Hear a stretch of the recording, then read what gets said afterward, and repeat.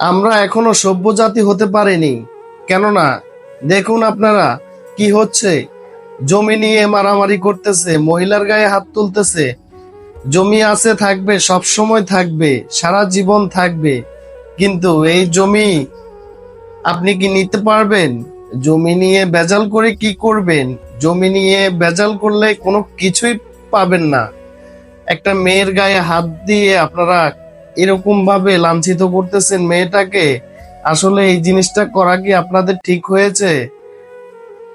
দর্শক বন্ধুরা, আপনারাই বলুন যে মেয়েটার গায়ে এভাবে হাত তুলতেছে কয়েকটা ছেলে, এটা কি ঠিক করতেছে? এসব না করে সুন্দর মতো জীবনযাপন করুন। জমি নিয়ে ভেজাভেদ না করে আপনার জমি আপনি বুঝে নিন, অন্যের জমি অন্যকে বুঝিয়ে দিন। এভাবে আপনারা মারামারি করবেন না। দেখুন মহিলার গায়ে হাত তুলতেছে, জিনিসটা কতটা খারাপ লাগতেছে।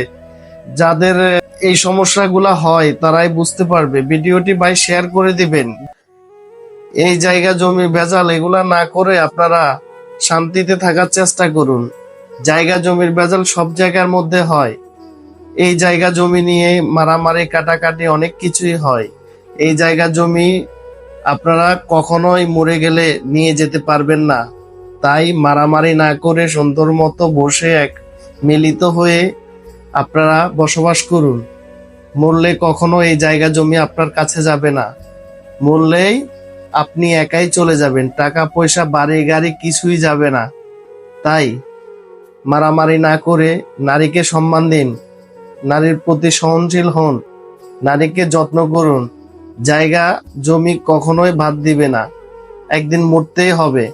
তাই শান্তিতে থাকতে চাইলে আপনারা মারামারি কাটাকাটি এগুলা বন্ধ করুন।